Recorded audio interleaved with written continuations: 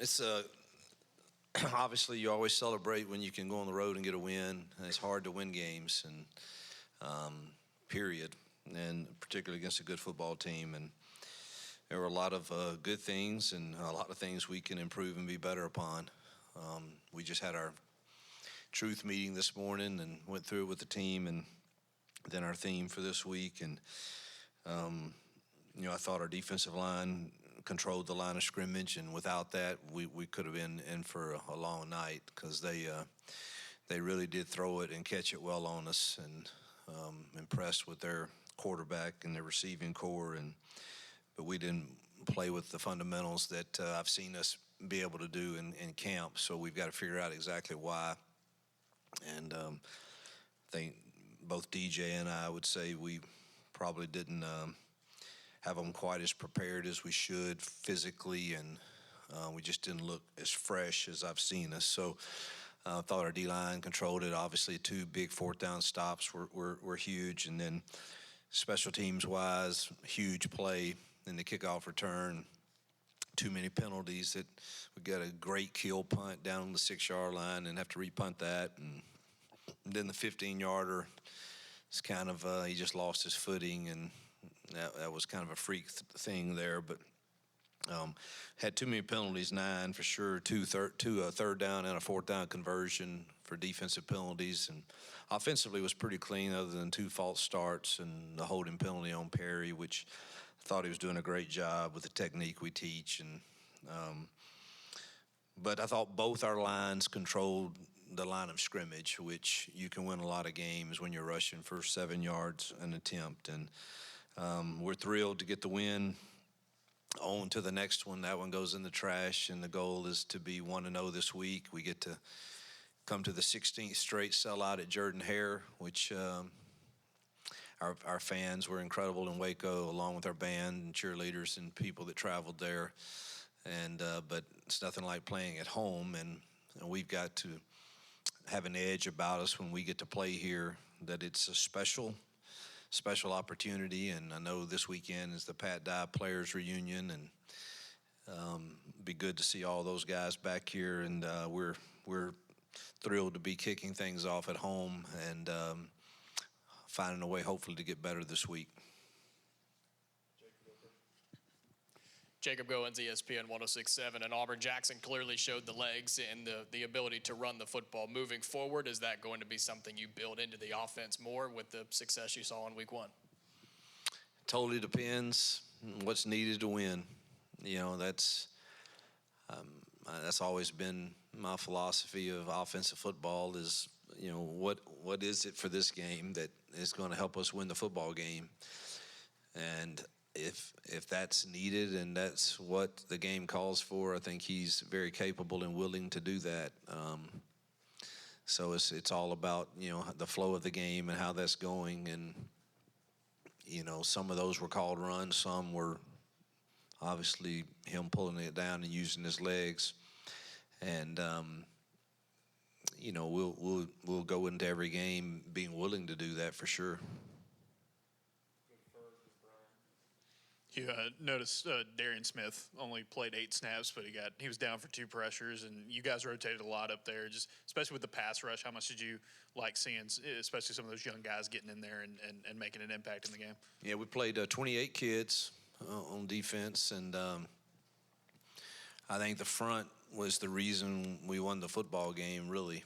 And we probably should have played him more. His production. Now he was fresh, but his production at the end, he was a factor. He was harassing the quarterback pretty well, and so I thought he made the most of his opportunities, which ultimately should lead to hopefully more opportunities. Now, every game's a little different too. I mean, he's probably not. Is he ready for the point of attack against the run game against every team? Maybe, maybe not. So we have to, factor all of those things in. But I do think in that game he proved he probably could have played more. I don't know if it's fair to say, but it looked like Horatio in the fourth quarter on that drive missed a block, and the next play he comes up with a key catch and Bulls ahead there for the first down on third down. What does it just say about him that he's able to bounce back from maybe a not a positive play to having an important play in the game? Yeah, he definitely didn't understand the leverage of that play on the block. That's the deal about perimeter blocking is you have to understand where is the ball going to be when I'm at the point of attack. It's one thing if it's handed off back there, he would have been in good position. But when you're throwing a swing, that's a totally different deal. And we've got to do a better job coaching the perimeter blocking on understanding where is the ball being delivered. And so he did, that could have been a very positive play there had he had the right leverage. But to see him bounce back, and that was a tight coverage window too. The throw was great on time, but him winning at the top end of that route was big time. And then finishing it with a 2-yard carry to get it past the chains. I don't know if we can. That was a big play in the game at that point, at that moment of time. Coach, Damari and Jeremiah combined for over 150 yards. Your thoughts on what you got out of your running backs? Yeah, just great to see them. They've waited their time and been developed, and it's good to see them have success in their first real outing where it's theirs. And so hopefully they can build upon that. We'll need them both and plus more. Damari got a little banged up shoulder in the game, so we'll see how he is this week, but if you run the ball that number of times, they're going to take some beatings, and we've got to make sure that we get the others ready also. But really happy for Damari and Jeremiah. Hugh, you mentioned after the game maybe the defense was a little more tired than you expected in those conversations with DJ that you've had. Did he reciprocate that? And then what are y'all looking to see this week? Yeah, we had a long talk yesterday with Coach Dom, myself, DJ, and the defensive staff trying to figure out how to process what we felt. And feelings can be misleading at times, and you don't want to make too much of that. Obviously, we found a way to win the football game, but did we feel like we were crisp and fresh? I get making mistakes, and you miss some tackles in week one usually. However, I thought we tackled really well in the live scrimmages, the two we had.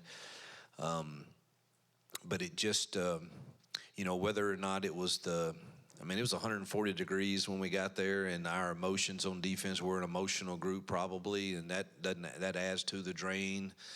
And then give Baylor credit, they hit us in the mouth pretty early, and I don't know if it was just a combination of all of that, but it just seemed like we weren't fresh and crisp, and even at the when we get a 4th down stop to win the game, there's very little emotion or celebration, and it's almost like relief. And so I think we were I don't know if we pushed too hard during the week. We looked at all the load counts on all of the bodies, and to try to figure out, were we not fresh enough going into it, and we'll try to make changes on whatever we process that to be with Dom's help, nutrition help, and DJ's and the practice format and stuff. But there were still some good things. Our D-line crushed the pocket in the run game. They only had really 2 decent runs. But the back end, we did not play with great technique or eyes, or we just didn't play like I've seen us play. So that's the good thing, is I know we can get better. All right, question specifically about safeties. It seemed like your cornerbacks, I thought, played decently, but safety was having a hard time. Was there anything specific to that position that was just frustrating in particular? Yeah, giving up. Like on the explosive play, it's almost like the one right before half that, we kind of busted a coverage. Not kind of, we did. I've seen them do that 100 times in camp and execute it beautifully. And obviously that coverage is based upon pressure getting to the quarterback and the ball coming out fast, which it did. But we're just flat-footed. and like I don't know, like I haven't seen, and it's very difficult to explain. And you know, we just gotta obviously own what's on the film. It's us that coached it and us that executed it, and so where I know they can show me they've done it right a bunch, we didn't do it right when it counted the most. And I don't know if they're so used to the rush getting there faster and them not having to be in a back pedal and play your midpoints exactly right where you can play that vertical ball.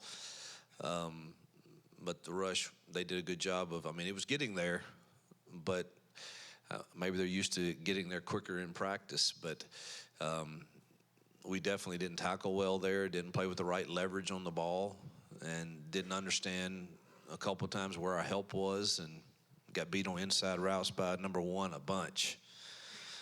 Now, I think DJ and I, we'd be the first to say we didn't have the greatest plan for him. We probably should have played, you know, more dime and bracketed him some. Hugh, how valuable is a game to under the belt for an offensive line group that had not played together? How valuable is that? And then what did you see out of them as a whole after going back and watching it? Yeah, one of the better performances in a long time. The guy that I'd really like to point out is Tutal. I mean, I thought he, you know, in a world where it's hard not to be about me. I mean, this guy's a guy that started 30-something games for us, or started 30 games or so. And it's now, quote, not starting. I mean, if there's ever a reason to pout, he would be at the top of the line, but he doesn't. And man, when he came in, he gave us a spark. Those drives when he was in there, he was moving people. But I thought it was the communication for being on the road. It wasn't a crazy loud stadium, and obviously very disappointing we couldn't use all our cadences. We bailed on that after the 2 penalties, and that's got to change. We've got to figure that out. But outside of that, I thought our O-line played extremely well. We got one pressure, but we didn't set it the right way from the quarterback position, which really falls on our offensive staff to get it set the right way. It was the first time they brought field smash and got us there. But outside of that, I thought our O-line played about as well as we have. Hugh, these kinds of games, you know, everything players say is they're 40-something point favorite and they can't lose. How do you approach that and convince them that it's important that they play well again?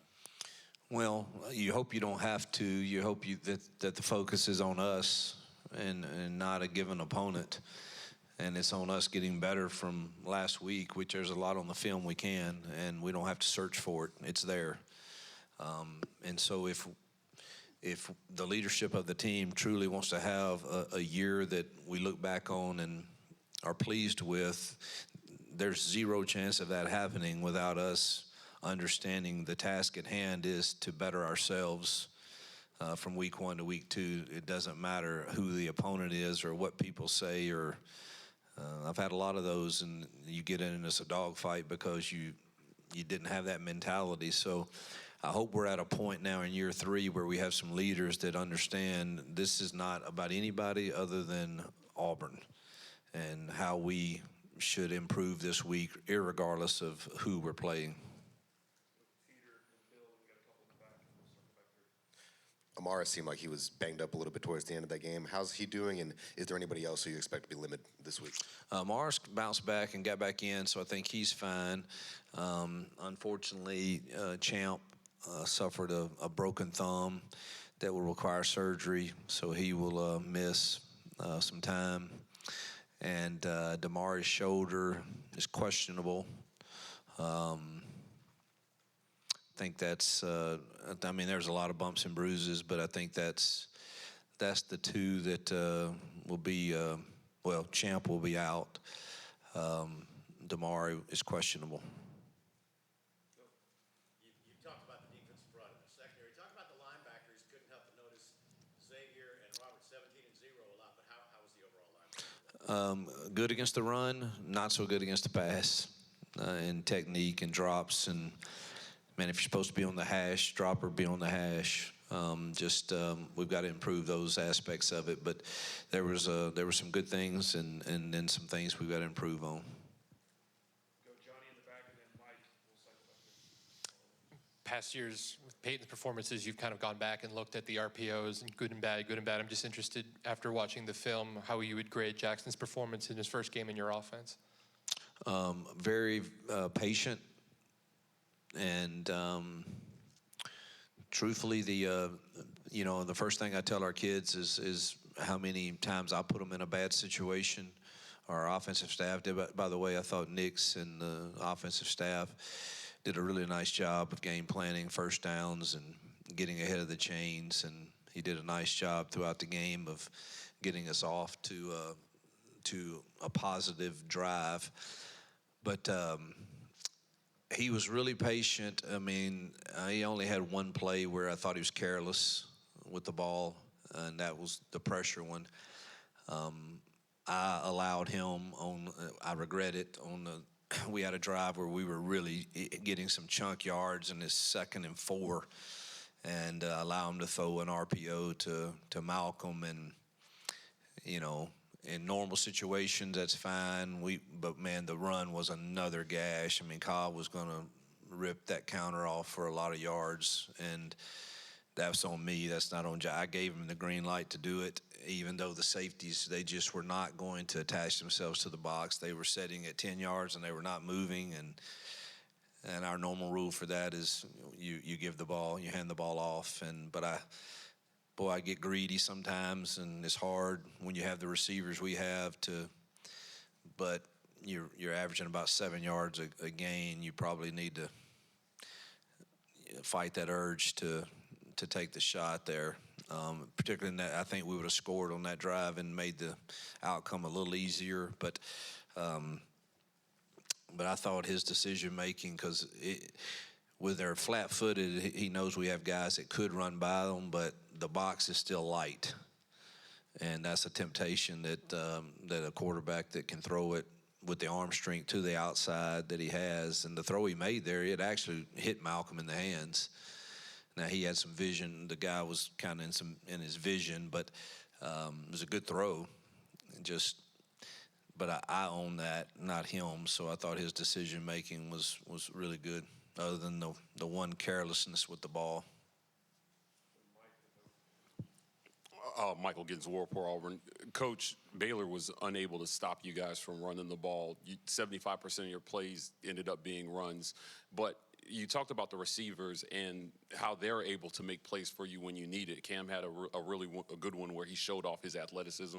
Can you talk about how you get those guys teed up headed into SEC play to get them more opportunities and maybe even put more on tape to evaluate your passing game? Well, I think that will come when at some point you're going to have a box that you don't like, and you're going to have to throw the football to win football games, and those days are coming. And the good thing is, I think we have the ability and people that can do that. It would be good to get Jackson some of those reps before, sooner than later. But in that game in particular, it was just very difficult when you're really ripping off good runs, not to continue to do that and control the clock and not give that ball back to them, because I think they're a really good offense. So I think that time's coming where we get to see the full aspect of what we can be when needed. Hugh, more on Jackson Arnold. How do you kind of assess the decisions he makes when it comes to running, in terms of going through the progression, taking off and running? I mean, he's such a good athlete that he probably feels like he can maybe always make a play there, but did you feel like he did a good job of making sure everything was there before he took off? How do you sort of look at that? Yeah, there was don't want to tell you the number was the scrambles were truthfully only 3 out of and the others were some type of run where he has the option for it to be him or somebody else. And So it wasn't a large database to really look at as true progression type throws and then deciding whether to use his legs or not. So the sample size is really small on that. Most of the others were called runs where he has to read a certain defender to decide. You know, the first touchdown's a great decision where we have Eric on a little. I thought he could have gotten it to him, but looking back, I'm glad he didn't. But he could have gotten it to him, and then we also have inside zone with a tailback insert for him to run, sort of draw type mentality, which ended up scoring. That decision was really good, as were his others, whether to pull it or give it or. But the sample size of, hey, did you really go through your progressions before you left the pocket is so small for that game. So that's I think we got some more determining to do on how he handles that.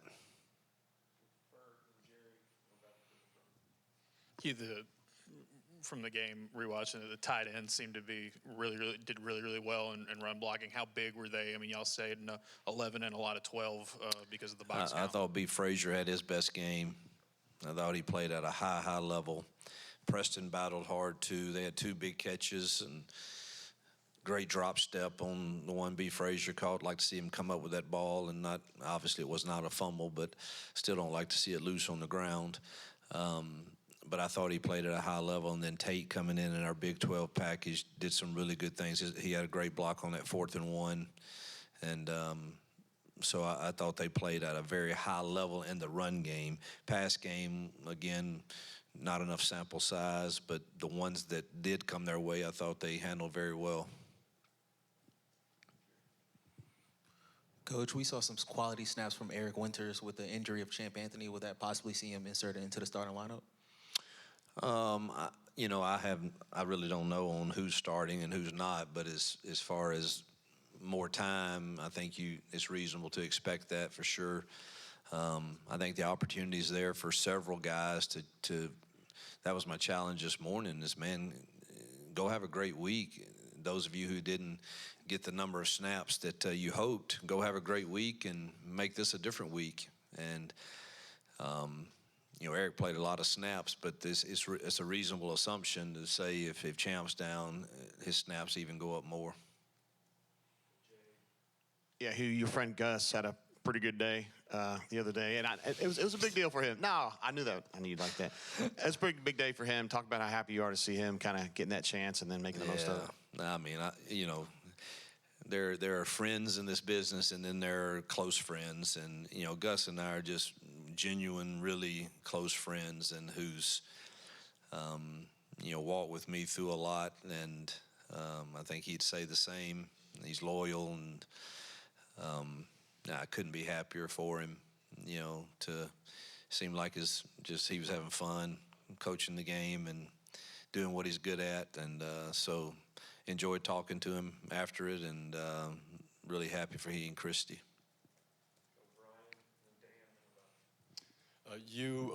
Damari, Jeremiah, they only have 1 run combined for over 10 yards. Is that a relevant stat, or would you like to see more missing in the second level or better downfield blocking?